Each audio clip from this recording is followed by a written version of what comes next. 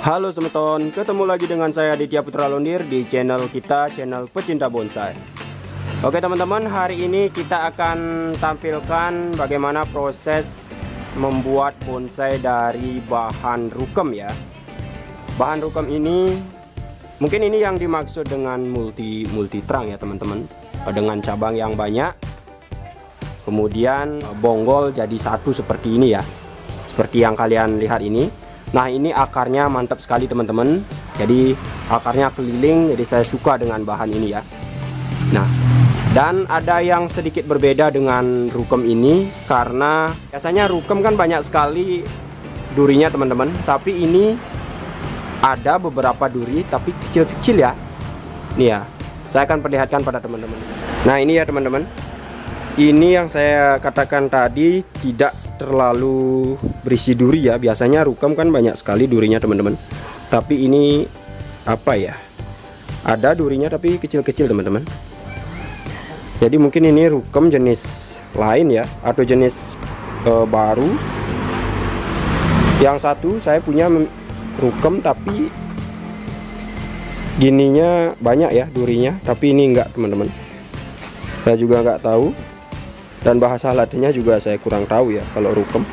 Oke, jadi PR kita di konten kali ini adalah menentukan cabang-cabang dan juga perantingan ya teman-teman, titik tumbuh mana yang akan kita pakai, dan kemudian cabang mana yang akan kita buat terusan sebagai top ya. Nah teman-teman, inilah salah satu bahan yang menantang ya buat diri saya sendiri, karena saya sangat jarang sekali mengolah bahan yang banyak cabang atau multi trunk seperti ini ya teman-teman. Ini merupakan salah satu bahan multi trunk atau banyak cabang yang saya buat konten. Mungkin kemarin saya nggak ada ya konten tentang membuat bonsai multi trunk. Hanya saja mungkin ada beberapa 1-2 cabang, tapi ini hampir 5 cabang ya. Nah, inilah tantangan saya, atau tantangan ya buat diri sendiri, bagaimana bahan seperti ini biar kelihatan menarik dan juga cukup bagus ya untuk kita pandang, untuk kita lihat. Nah, ini saya katakan tadi enggak terlalu berduri ya, jadi proses pruningnya sangat gampang, bisa pakai tangan seperti ini teman-teman, karena memang durinya kecil-kecil dan masih lembut ya. Biasanya sih saya rukem walaupun di alam masih muda, tetapi durinya itu udah tajam ya, kemudian banyak sekali, tetapi ini berbeda teman-teman. Nah, ini merupakan apa ya, bahan yang unik, yang baru mungkin di konten kita tentang rukem dengan tidak terlalu ada durinya teman-teman. Oke, ini ya, kita udah lakukan pruning pakai tangan seperti ini. Jadi nggak di pruning habis ya teman-teman, saya sisakan ujung-ujungnya. Itu juga bertujuan untuk mengirit apa ya, mengirit waktu ya teman-teman, mengefisienkan waktu, karena nanti juga dipotong ya ujung-ujungnya, hanya beberapa sentimeter yang akan kita pakai ketika kita melakukan pembentukan. Nah, bekas potongan seperti ini biar lebih rapi kita pakai catok ya, catok cembung. Nah, kemarin banyak nih teman-teman yang nanya tentang catok ini. Sebenarnya saya jual, cuma stoknya lagi kosong, dan untuk harganya itu 350.000 ya, merek Ryuga, catok cembung, panjang 21 cm. Nah, seperti biasa bekas potongan kita kasih salep kambium ya teman-teman, biar kambiumnya cepat nutup, dan juga kayu bekas potongan tersebut karena musim hujan nggak mudah lapuk ya, itu ya tujuannya. Nah, ini teman-teman, ini tampilan ya setelah kita lakukan pruning.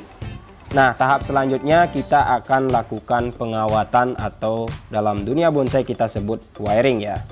Wiring ini, fungsi pengawatan ini untuk mengarahkan cabang sesuai dengan konsep yang telah kita buat ya.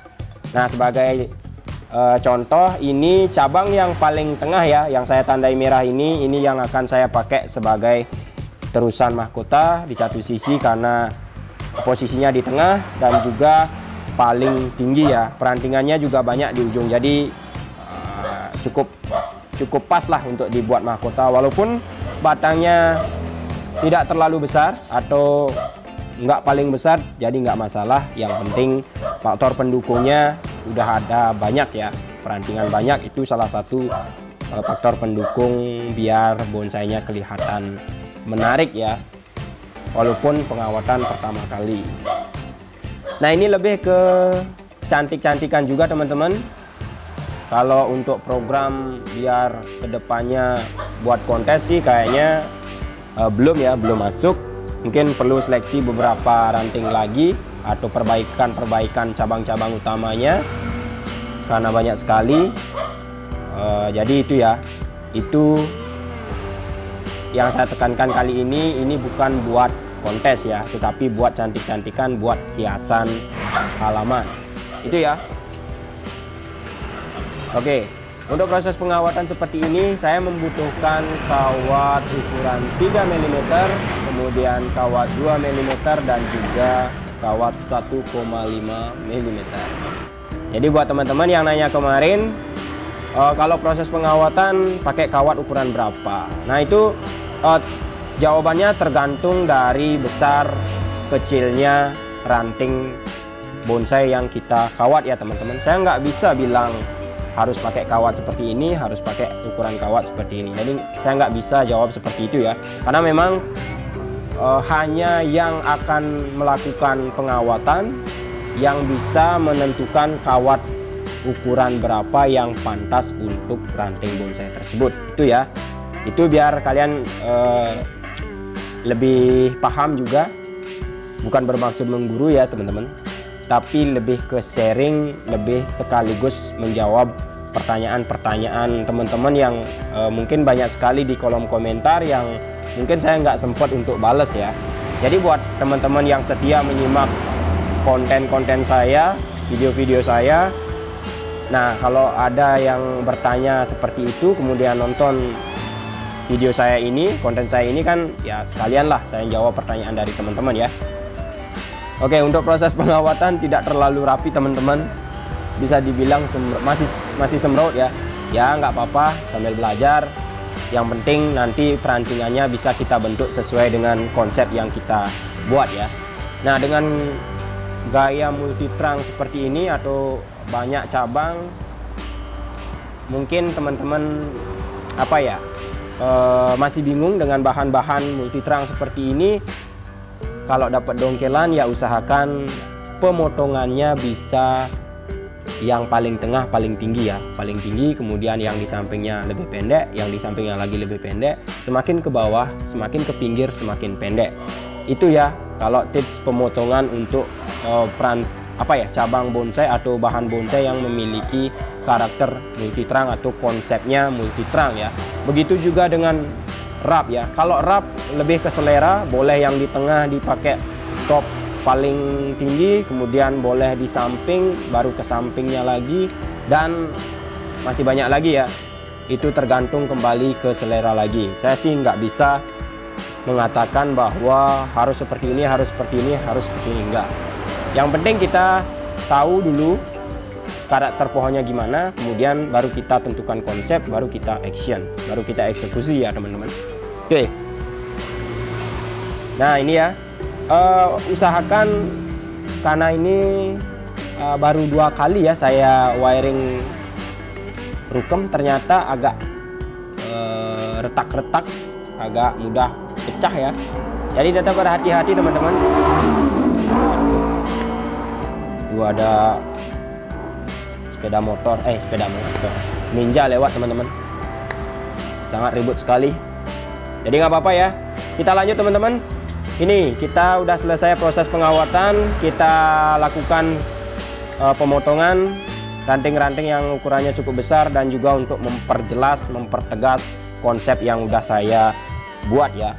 Oke, ini ya masih kecil tetapi ya nggak apa-apa dipotong lah, biar kelihatan makin mantep, makin kelihatan juga konsepnya. Itu ya teman-teman.